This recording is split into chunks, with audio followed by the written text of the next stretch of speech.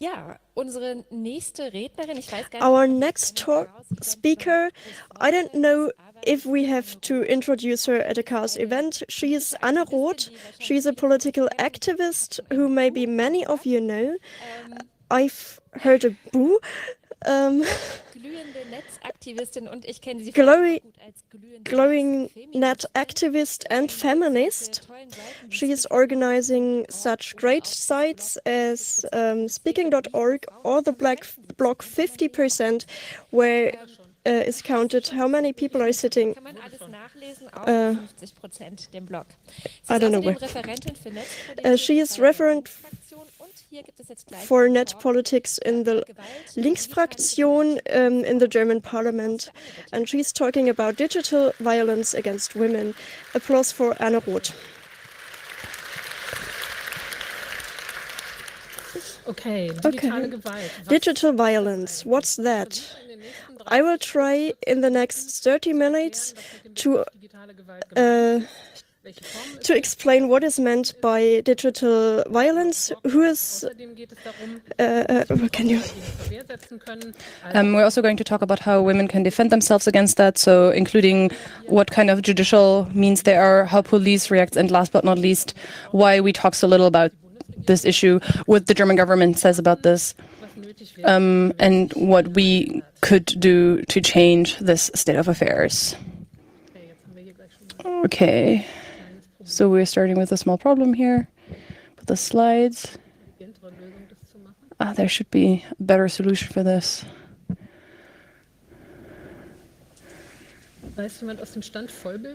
Does anyone know how I can put this in full screen? Should be possible, right? Who knows? How can I turn this into... there we go. Okay, so.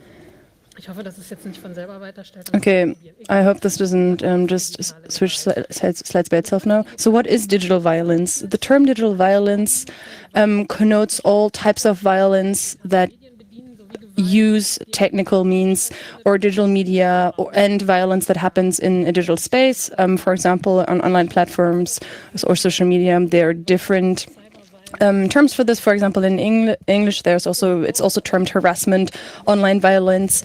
Another term that I've seen is from the UN, who reported on this in 2006, who called this ICT-facilitated violence against women. So digital violence doesn't happen in an empty space. There's a German Association for Women Against Violence. German Association Against Violence Against Women assumes that digital violence is not separated from violence in the real space, but is somehow a continuation or combination of that. And it's a representation of those dynamics and might also be a representation of violence at home. So what are we talking about here very specifically? I think the most well-known form is the type of violence that happens in a public space, for example, insulting people, also known as hate speech and disgust, manipulation of images of people that are published, the creation of profiles that essentially mimic this person and that seem or look like it might be that particular person, the embarrassment of people, so-called cybermobbing. There's doxing, so publishing personal information, like an address, where someone works, date of birth. In addition, there are also semi-public forms, for example, mobbing. That's something that's known more in the case of younger people, where people are excluded from groups. There's revenge porn, so spreading non-consensually spreading pictures or threatening to publish these pictures. Sextortion, which is the threat to publish these pictures or to attain these images. There are other ways such as ID theft, and again the public threat of violence. Then the role of control over others. There's, for example, the usage of secret cameras,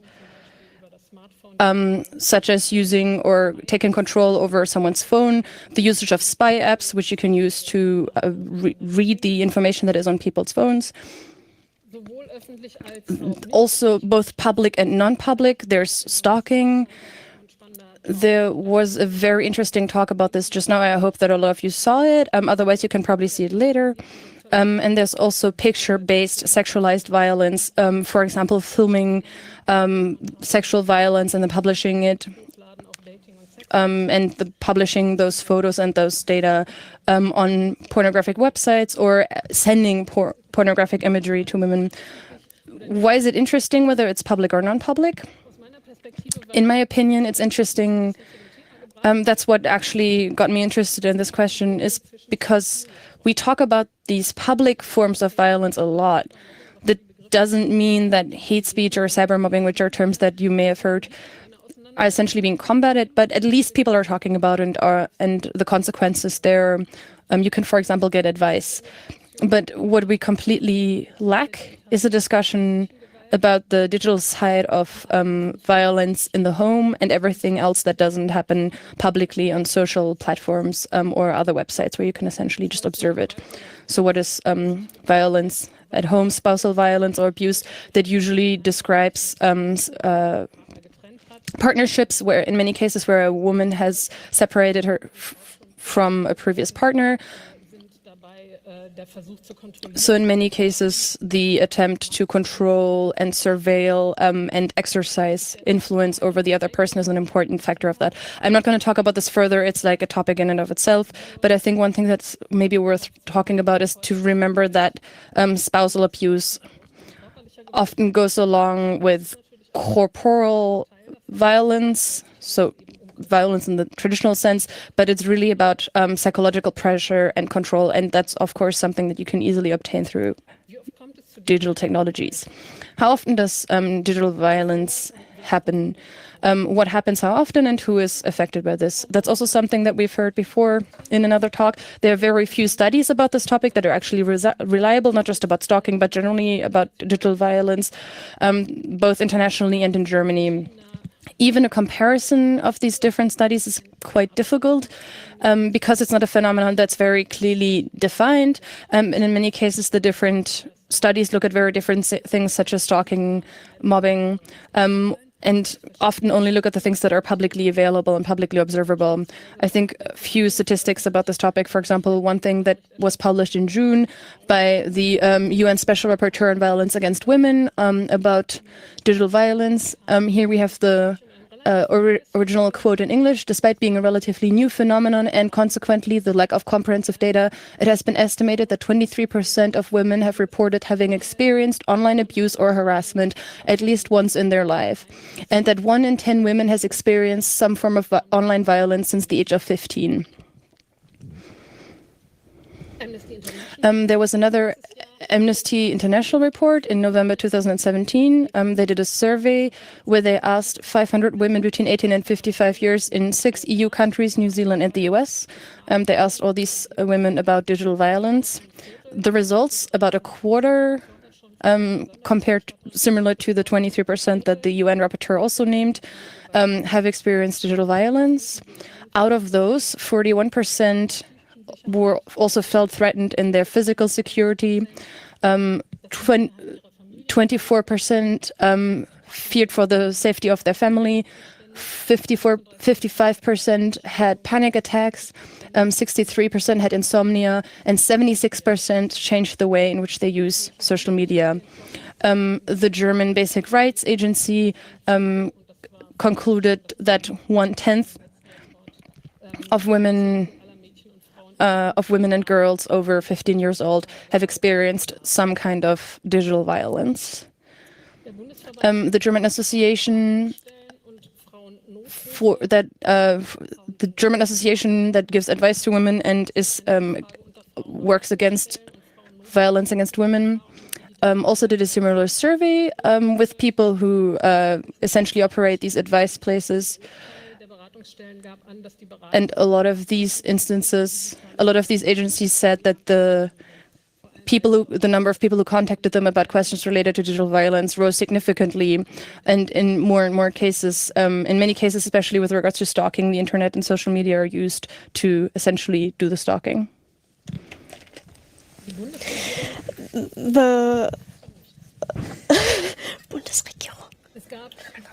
The government doesn't know about anything. In November, there was the answer to a question of Die Linke, where the government said that the family and civil social matters, for that there is a telephone number who's giving advice to women with problems of violence, and there were 0.33% of the more than 23,000 advices which were actually documented with violence, and this doesn't comply with anything that other organizations have countered. So there was another part of this answer which is saying that the police actually has no statistics at all to this subject and to how many forms of digital violence have been reported actually. So there isn't an official report, so we don't know anything. We don't know how many women have experienced digital violence. This means, except for the 0.33% in the beginning, there's nothing known about the real problem. Who has a problem with digital violence? We can't really answer this question because we don't really have statistics. Of course, men and non-binary persons have problems with digital violence as well. In 2014, there has been a survey about online harassment, which said that men were actually victims of digital violence more often than women, if it's about the digital form. But it is not really to assess if that's a problem. But young women are more victims of sexual harassment and things like that. Of course, this is also increasing, especially for younger people, women who are publicly very visible or more affected, such as politicians, who, for example, who often voice their opinions online. The previously mentioned UN rapporteur also mentioned that women who are affected by different kinds of discrimination in an intersectional way are also more affected by these things in the digital space, such as different variants of hate speech, threats, insults.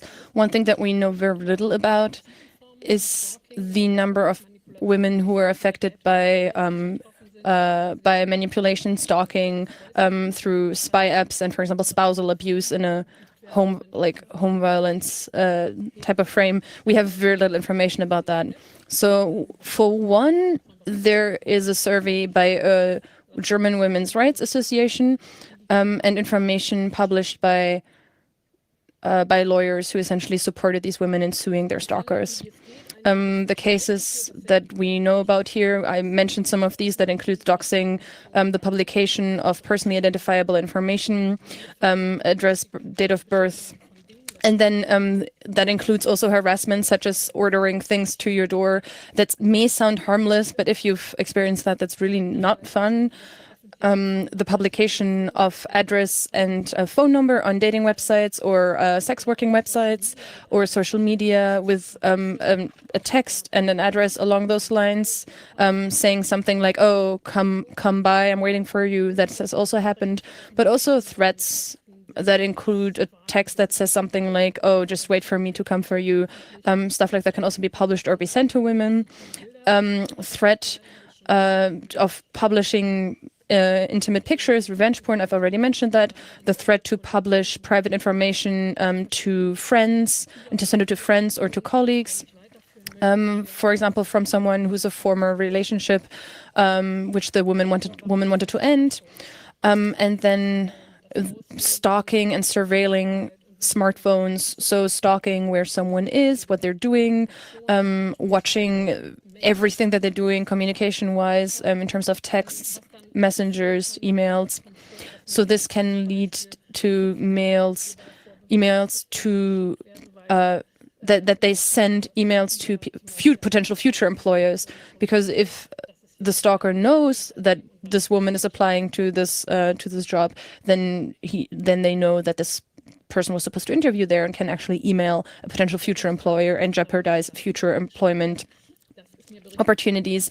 There were also cases where stuff was sent to the entire social environment. That's also something that also happens amongst, but not only amongst, neo-Nazis and extremely right-wing women. There are sometimes people install cameras and recording devices at homes. There are many different devices which you could use. For example, there are charging devices for phones which include a SIM card and a microphone, and which enable you to, while the telephone is being charged, to essentially record conversations in that room and send them somewhere right away. Something that's relatively rare still, but increasing in number, is something that happens in Germany, but also elsewhere, is this entire area of the Internet of Things. So people manipulating, for example, lights, heating, door locks. If you're affected by that and you can't explain what's happening, if you don't know why the lights are on, despite you turning them off, there's someone who apparently can open your door. Why is there music playing that I didn't turn on? Of course, that's something that can be extremely scary and can also lead to psychological problems, because you're asking yourself, what's happening here? Is there someone? Am I misremembering what I did? For all of these things, there are specific websites, dedicated websites, chat groups, and then specific software that's decidedly exists for surveilling and monitoring people's own wives or ex-wives. They speak about that pretty openly. It's also really easy to find. People essentially share apps and techniques, rate them, for example, with regards to how effective they are in terms of surveilling someone's smartphone. It's also very clear repeatedly that once you have control and access to someone's device, it's really easy to surveil that woman. So, for example, if a woman changes her phone and her phone number, but her ex-husband, for example, has access to her contract, and then based on that contract knows what the new phone number is and maybe even finds out where she moved. So, for example, if someone knows, if someone can access your location data or can access your blog because they have the login information, can also find out a lot about where they are without the woman even knowing what she needs to protect herself against. Then, of course, also in relationships, it often happens that you share passwords or cloud data. Not everyone may know this, but in the moment where you're trying to separate from someone, there's still the ability for that person to access all of this personal information on social media. But also in other cases, there are apps, for example, such as your online banking, your health insurance. In many cases, people who are affected don't even know which means of access their former partners have and how they can get this access back and control it themselves. Most of that, of course, is illegal, but is it cybercrime? I asked the German criminal agency when they published a new report about cybercrime, and this police agency doesn't think that online harassment and stalking are crimes. So German policemen and policewomen think that it's just kind of like an annoying thing on the side until today, and that's also it was also obvious when we asked the government about information for this. So we asked the German government whether they think that digital violence against women should be considered cybercrime. And in this case, the government said that since digital violence is not a crime that's directed against the network and the network of the internet, it's not considered cybercrime. I think this is quite interesting, but this is the most narrow definition of cybercrime that I've seen in a very long time. Europol, so the European Police Agency, is very different. In 2016-17, the last annual report, they have a list of things that they consider part of cybercrime, and you can see that's much more extensive. And in the case of the European Cybercrime Center, which is part of Europol, they actually say that child pornography is one of their central topics that they work on in terms of cybercrime. So not just IT security, like the German government might be implying, which I think is also very similar in its form to digital violence, like the type that I talk about. But you can also see that sexualized violence is only part of the interests of the police. Once it also serves other interests, such as expanding surveillance and monitoring abilities, whereas in the case of women who are being affected, there's no money or further power to be gained from there. However, the German government actually signed the Istanbul Convention this year, which is a convention against violence against women. And actually in this convention, they committed themselves to combating all forms of violence against women and creating and supporting studies about these phenomena. But when we asked them about this in Parliament, they very clearly said that they have no intention of conducting any studies in this direction. And then they just kind of refer to the fact that there are studies about something like this, maybe in the area of far-right extremism. And of course, there are gender aspects there as well. And so somehow that's included in there. So there's no need to do specific and dedicated studies on this issue. Just one more thing about what police and the court system do when of course, this is a broad field. There is no actual crime in law, and there's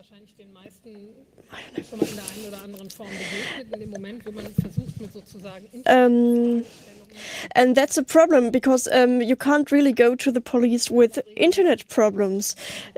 Usually there isn't much competence there and not much understanding. That's the same with sexual harassment. There are agencies, for example, in Berlin, they are quite competent, but you can't say in general. They are competent there if it's not competent there. If it's about stalking or digital violence, that's a real problem. The German government does not seem ready to change that. I do not want to read the statement, but it was asked if there was plans to broaden the competences to digital means and to reform laws in that way, but there is no plans for that. Many crimes are not not provable because if it's about mail or mobile apps, and for the police that's a big problem, and it means often they do not investigate even. So only if the person who's affected specifically asked the Attorney General to investigate a particular case, only then can they actually investigate, so they are not going to be able to do it by themselves. Ulrike Lemke published an essay on specifically this issue, and she concluded that the type of cases that this is about, these cases often include many different aspects. And the people who are affected experience a number of things, such as access to email, control of their smartphones, or maybe other stories such as insults, harassment, threats on social media. But then all of these things are considered separate crimes that by themselves, if brought to the attention of the police at all, are usually not pursued any further as part of an investigation. Many important aspects are actually ignored or completely missed, such as the extent of control that these people have over the victims. And that's something that the means you have judicially and legally just aren't appropriate for. This is something, I don't know whether anyone has seen this before. That's something that's actually quite interesting because it's the German government's strategy about how they want to create and organize digitization in Germany. And they have this strategy includes different projects for the different ministries and how they want to make all of us digital. And they also, and actually the Ministry of Families actually mentions that one thing this association for the German Association for Women does, they present that as one of these like main projects which they have as that does something against violence against women, but actually this project is not terribly well funded despite being presented in such a glorious manner there.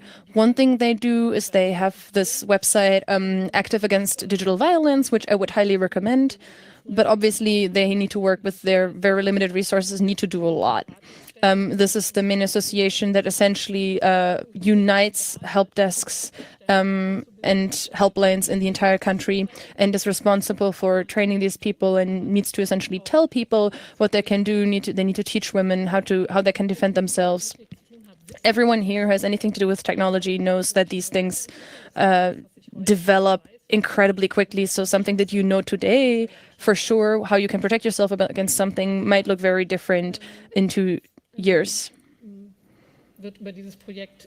So in addition to that, they provide information for victims of digital violence. And another thing that they do is that they essentially lobby the government and try to create some kind of interest within the government for this topic in the first place. I think they're absolutely amazing. And well, I already mentioned that. What are we missing? Well, basically everything with regards to this topic. So as I mentioned, there are way too few studies about the types and the extent of digital violence. There's a lack of training and further training for the police's general attorneys and judges. We lack laws being changed accordingly. There's a massive lack of money for exactly these helplines and again, further training and providing information. And obviously also one thing that's missing is contact to forensic scientists, just so once a woman comes to the police and says, well, they have this device which is somehow being controlled by someone else, there's something weird there, how can we find out whether this device is being controlled by someone else? So you just need to contact to people who can actually tell you these things. I've also spoken to this association and they specifically said that if you're going to this Congress, you should ask them other people who would be interested in and could imagine themselves helping us with these questions. And if you're interested in helping with stuff like that, you can get in touch with me and I can put you in touch with this association. So in addition to that, there's also a workshop later. How can you help people who were affected? That is happening between 7 p.m. and 8 p.m. in S15 by Lena Simon, and that's specifically for people who already know things about IT security and are interested in helping women who are affected by these things. That's it. Thank you so much.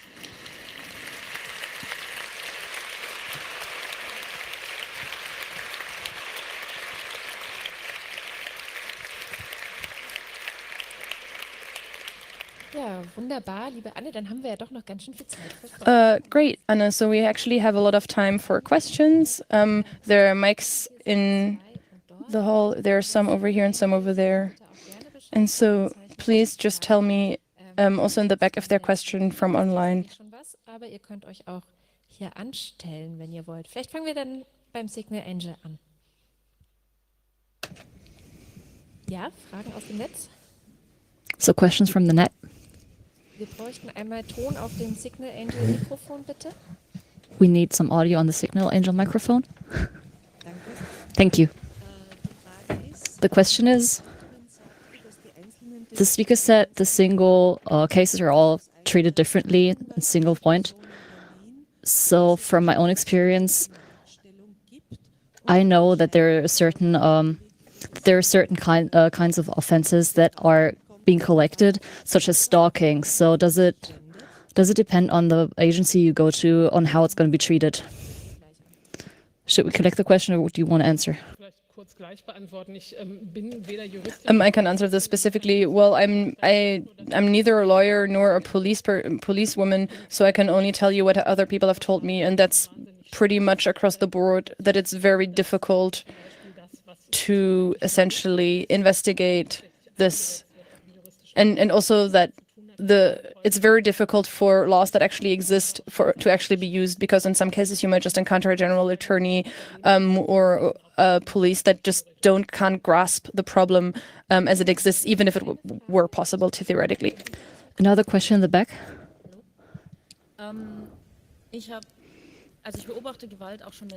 I've been watching violence for a long time, and I noticed all of these measures aren't really working in a judicial sense. So my question is, concerning other measures about violence against especially women, mostly done by men. Most of the time it has something to do with socialization, so I don't think it's about the men or that men in general are evil. So my question is, what are alternatives to all the judicial measures you can take that are necessary and that are possible? Because I don't think they're going to solve the problem. Well, that's a very good question. It's very difficult to answer. And also, I obviously can't be the one person to answer this, because there's this question, why are the people who commit these crimes men in so many cases? Why are women affected so often? That's a pretty broad spectrum of questions. I think the first part of your question, I'd actually rather delegate that to the person who gave the talk here before me, because she knows much more about these questions and about questions for specific measures and specific things you can do beyond what you can do in terms of police and legal work. There's a lot that is very necessary. We need much broader discussion to create an awareness of this problem, who this is a problem for, how this problem is created. We know very little about this, like I mentioned. Similarly to spousal abuse, traditionally is something that was considered completely normal for years, decades, centuries, until there were changes that finally led to these things being criminalized, and society essentially deciding that, well, any kind of corporal violence against someone isn't okay, even if it's your own wife. And, well, the fact that it was okay to rape someone within a relationship, that's also something that took a very long time, and I think we need a similar societal change in this regard. And another very difficult thing here is that people who use technology in its many different manifestations often don't understand a lot about it. That's a very big problem, specifically here in the case of digital violence, but also, again, that's a topic for this entire event, because it's also the case for many other people. There are people who know that something, it works, it looks nice, it's a lot of fun, like Alexa Home. I don't know how many discussions you have with other people about how great Alexa is and how useful it is. And people use this without knowing the potential dangers that go along with this. For example, in this case, if there's one person who has control over Alexa, even if that person is not even at home, can control Alexa remotely. So TLDR, we really need to know more about how we can control our own devices by ourselves. And for that, we basically need to start in kindergarten by teaching kids and then also grown-ups to create an awareness for the need to understand what we're working with and how we can actually influence and control these things ourselves.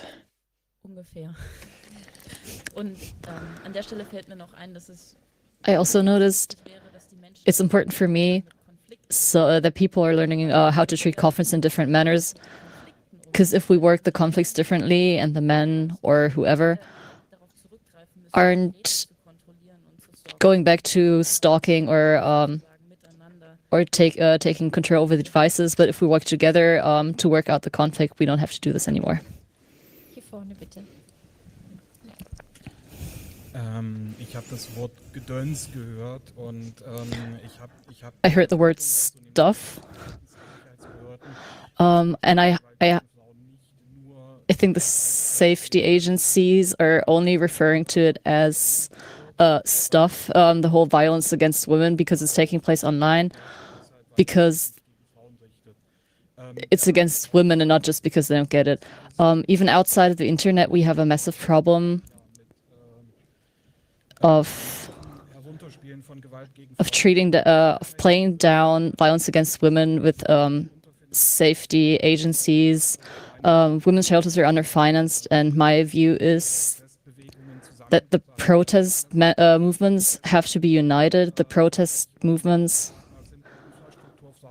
about infrastructure questions, that we should be taking the internet more seriously.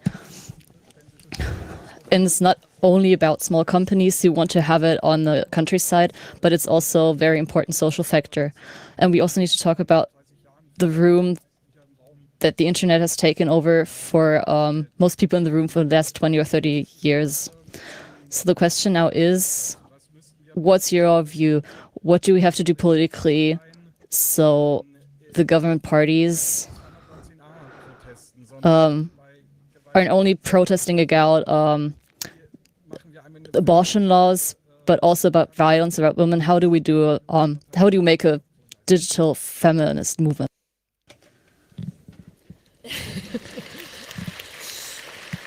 Wenn ich das Rezept hätte, dann würde ich mit Transparenz. If I had the recipe, then maybe I would, if I had the recipe for solving this problem, then I'd be on the streets. Well, I try to kind of sketch this out. I think we need all of these things at the same time, and it's really about a process that requires creating awareness. We need to basically teach people a lot.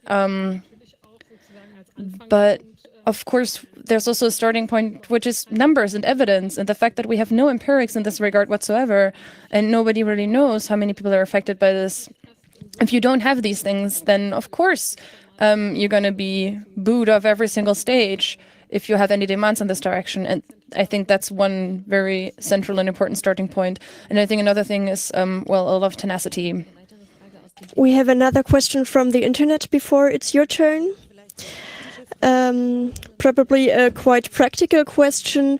How do we treat the fact that online violence is often connected to a lack of medical know-how of the people who get victims of it?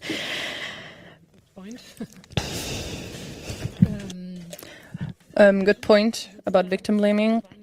Of course, it's relevant.